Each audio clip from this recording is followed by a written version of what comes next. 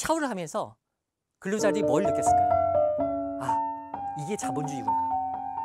더 이상 논할 필요가 없어요. 자본주의가 좋냐 사회주의가 좋냐 그걸로 끝난 겁니다. 자본주의 승. 전쟁 시에 대한민국을 점령해서 북한 영역에 편입해야 된다. 진보 정부의 포용 정책, 보수 정부의 압박 정책. 우리가 20, 30년 동안 지금 뭘 한 겁니까? 돌고 돌아서 지금 제자리에 와 있습니다. 소프트 랜딩 통일이 가능하겠냐는 거죠. 들을수록 똑똑해지는 지식 뉴스! 지금 보면 김정은이 84년생이니까 이제 만 40세가 됐습니다. 근데 이제 키 170 정도에 몸무게 140kg 정도로 보고 있거든요. 굉장히 뚱뚱하잖아요.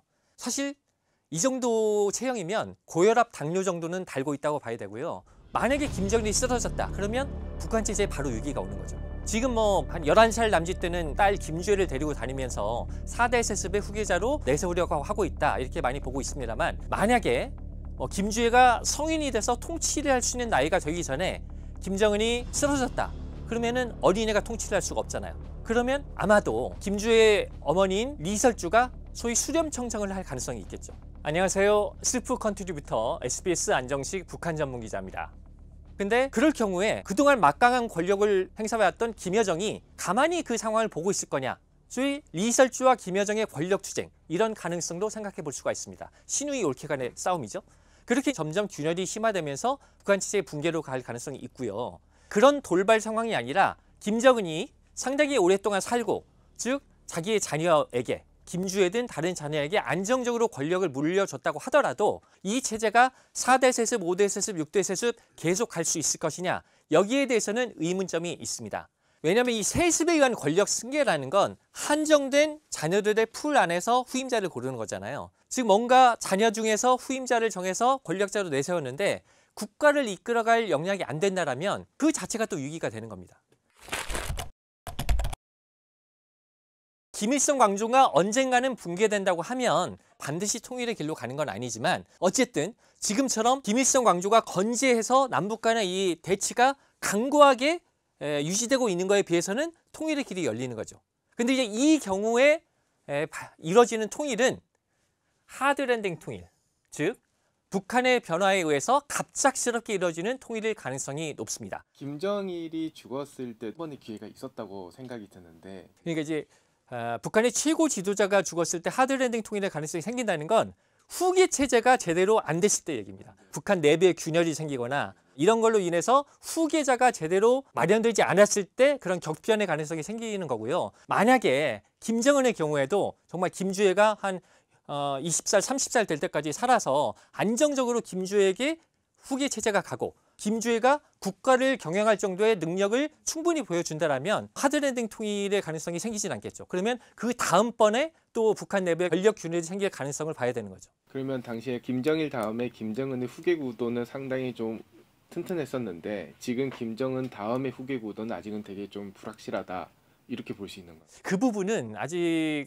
딱 풀어지게 말하기는 어려워요. 사실은 김일성에서 김정일로 넘어갈 때는 후계 체제가 확실했었죠. 왜냐하면 김정일이 북한에서 김일성의 후계자로 정해졌다고 보는 시기가 1974년 노동당 5기 8차 전원회의로 보는데, 74년에 후계자로 정해지고 나서도 김일성이 94년에 죽었으니까 20년 동안 후계 준비를 한 거잖아요. 그래서 김일성에서 김정일로 넘어간 건 상당히 안정적으로 갔어요. 근데 김정일은 2008년에 뇌졸중으로 쓰러지기 전까지도 나 건강하니까 내가 좀 더 할 수 있을 것 같아, 후계 체제에 대해서 논의하지 마, 이랬었거든요. 그러다가 갑자기 쓰러지고 나니까 그 바로 다음해인 2009년 1월 정도에 김정은을 후계자로 정했다는 게 정설인데, 김정은이 갑작스럽게 후계자로 정해진 거예요. 그리고 김정은이 84년생이니까 2009년도에 후계자로 정해졌다고 하면 몇 살입니까?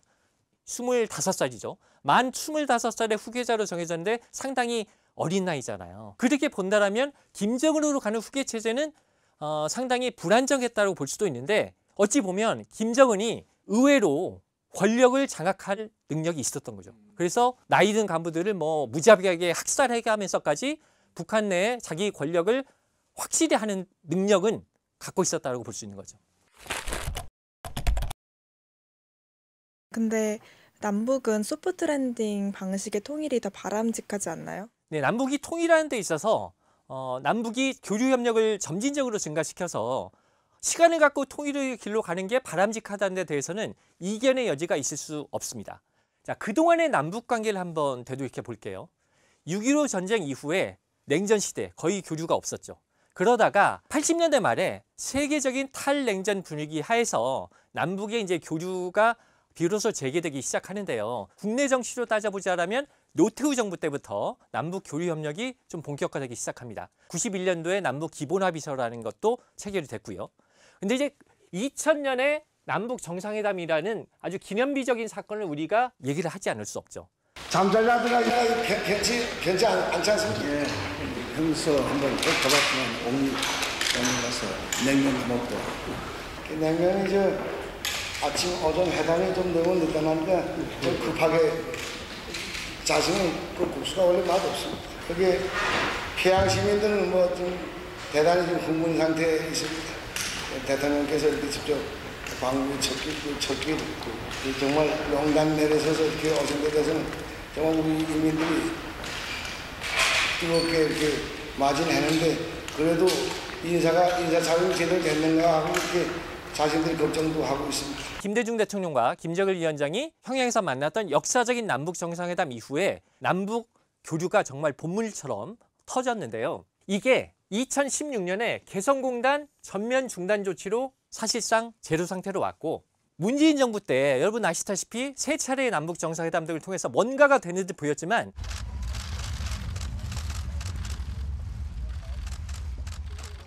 사실상 문재인 정부 때 남북 관계가 진전된 건 없었어요.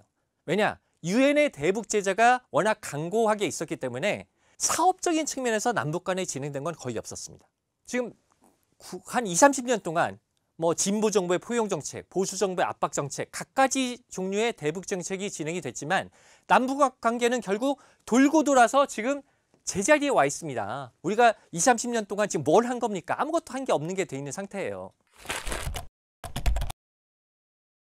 자, 김대중 정부에서부터 노무현 정부까지 이른바 햇볕 정책으로 네이밍이 됐던 대북 포용 정책을 지속적으로 우리가 실천을 했죠.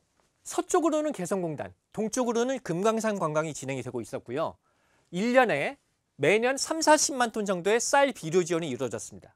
그리고 1년에 설, 추석 계기로 이산가족 상봉, 매년 3, 400가족씩 이산가족이 만났어요. 남북의 장관급 회담이 주기적으로 이루어졌고 경추위, 경제협력 추진위원회라고 해서 남한의 재경부 차관을 수석대표로 하는 경제협의체가 정기적으로 가동되고 있었습니다. 이것뿐만 아니라 각종 민간단체, 종교단체들의 방북 수시로 이루어졌습니다. 자, 이렇게 남북 회담과 교류가 본물처럼 이루어지다 보니까 북한에서도 남한 관계에 일을 하는 사람들이 늘었을 거 아니에요. 이제 우리가 북한에 가면 남한 대표단을 상대하기도 하고 또 북한 대표단이 남쪽으로 올 때 따라오는 수행원들이 있는데 이 사람들이 오면 어떻게 되느냐? 보통 밥 얻어먹고 술 얻어먹고 선물 받아가고 때로는 촌지 받아가는 게 다반사가 됐습니다.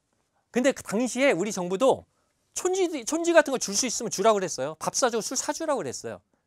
왜냐? 이렇게 하면서 돈 맛을 알아가는 거거든요. 그러니까 북한에서 대남 담당하는 사람들은 남한하고 뭐가 행사가 있어서 가면 주머니에 생기는 게 있으니까 계속 하고 싶겠죠. 그리고 그게 그 사람한테만 끝나는 게 아니라 그 사람이 일을 끝마치고 자기 집으로 가면 그 집에다가 풀어놓을 거 아닙니까? 그러면 그 자본주의가 평양으로 또 평양 근교로 그 사람 가족과 이웃을 통해서 자본주의가 퍼져나가는 겁니다. 당시 정부 당시가 뭐라고 했냐면 부정부패가 들어가는 게 자본주의가 들어가는 거라고 그랬어요. 그러니까 자본주의가 유입되는 건 먼저 부정부패가 들어가서 북한의 주요 당국자들이 돈 맛을 알게 해야 된다라는 게 이제 햇볕 정책에 깔린 기조였던 거죠. 또 개성공단에서 북한 근로자가 가장 많았을 때 5만 명을 넘었습니다. 그리고 개성공단이 기본적으로 노동 집약적인 공장이 많기 때문에 여성 근로자가 많았는데 이 근로자들 같은 경우에 일주일에 몇 번씩 샤워를 할 수 있게 해줘요. 근데 이제 뭐 여름엔 뭐 그렇다고 그래도 한겨울에 공단에서 뜨거운 물로 샤워를 할 수가 있고 거기에 이제 보통 남한 비누나 샴푸 같은 거 갖다 놓을 거 아닙니까? 그러면 이제 남한 샴푸로 머리를 감고 가는 거예요. 여러분 생각하시기에 뭐 겨울에 우리나라 사람들이야 뭐 목욕탕을 가든 자기 집에서든 뜨거운 물 틀어서 샤워하는 거 당연하잖아요. 그게 뭐가 대수냐 생각할지 모르지만 북한의 일반 노동자들이 한겨울에 뜨거운 물로 샤워를 할 수 있다는 건 엄청난 겁니다. 남한 샴푸 쓸 수 있다는 건 평양에서 나 좀 돈이 있어 라는 거거든요. 근데 개성공단에서 일하는 근로자들이 한겨울에 뜨거운 물로 샤워를 하면서 그 좋다는 남한 샴푸로 머리를 감고 있다. 그 샤워를 하면서 근로자들이 뭘 느꼈을까요? 아, 이게 자본주의구나. 그러니까 자본주의가 좋냐 사회주의가 좋냐 더 이상 논할 필요가 없어요. 그걸로 끝난 겁니다. 자본주의 승. 이런 게 이제 햇볕 정책의 결과였던 거죠. 하지만 이 햇볕 정책이 정권 교체로 보수 정부로 가면서 결국 중단이 됐죠. 근데 제가 이렇게 말을 하면 당신은 무조건 햇볕 정책을 끝까지 했어야 된다는 이야기냐 이렇게 얘기할 수도 있는데 꼭 그건 아니에요. 저는 보수 정부가 얘기했던 이른바 대북 압박 정책, 즉 핵 문제에 집중을 하면서 국제 공조를 통해서 북한의 변화를 압박하는 정책도 하나의 대북 정책일 수 있다고 봅니다. 중요한 건 햇볕 정책을 하든 압박 정책을 하든 꾸준히 했어야 된다는 거예요. 근데 진보 정부 때는 햇볕 정책 하다가 정권 바뀌면 압박하다가 다시 바뀌면 또 햇볕 하다가 다시 바뀌면 또 압박하고 우리의 대북 정책은 그런 식이었잖아요. 이렇게 왔다 갔다 하면 이게 북한에 효과를 미치겠습니까? 계속 북한의 내성만 키우는 거죠. 이렇게 되다 보니까 우리의 대북 정책으로 북한을 변화시켜서 소프트 랜딩 통일로 간다는 것 자체가 굉장히 어려워진 겁니다. 우리 대북 정책이 실패한 원인 중에는 북한 쪽 원인도 있지 않을까요? 예, 그렇습니다. 북한 쪽에도 중요한 원인이 있습니다. 자, 북한이라는 체제가 어떤 체제냐? 김일성 일가가 신처럼 떠받들어지는 체제입니다. 김일성, 김정일, 김정은 거의 북한에서 신이죠. 극단적인 우상화가 돼 있는 체제이기 때문에 외부 정보가 들어오면 체제가 유지가 될 수가 없어요. 외부 정보가 들어오면 김일성 일가의 허구가 드러나니까 그래서 북한이 기를 쓰고 외부 정보를 차단하려고 하는 거죠. 그러니까 이런 체제이다 보니까 북한은 기본적으로 개혁 개방, 그중에서도 개방을 하기는 어렵습니다. 그렇다면 이런 상황에서 우리가 아무리 대북 정책으로 북한을 변화시키려고 해도 북한의 변화에 한계가 있다는 것이죠.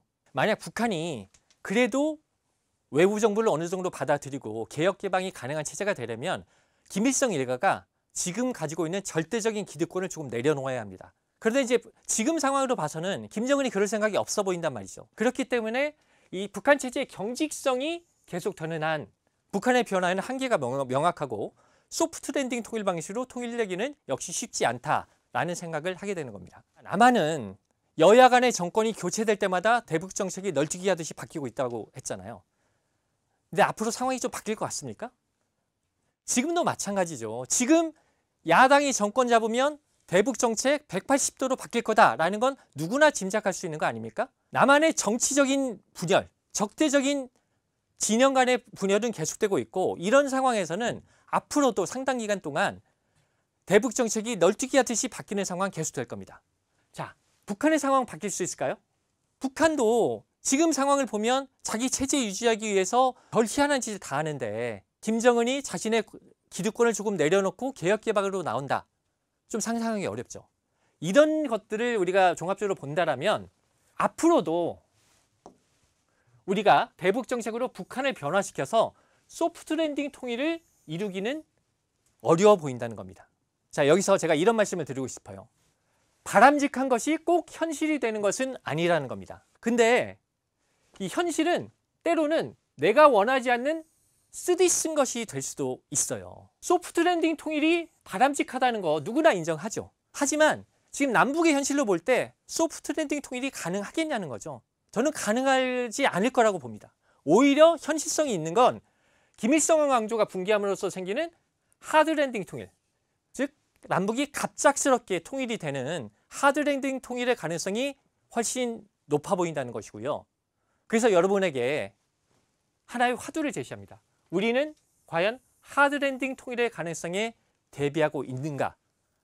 라는 화두를 제시하는 것으로 이번 교양일을 부탁해는 마치고요. 다음 편에서 이 하드 랜딩 통일이 어떻게 진행될 것인지에 대해서 보다 구체적인 말씀 드리도록 하겠습니다. 오늘 교양일을 부탁해는 여기까지였습니다.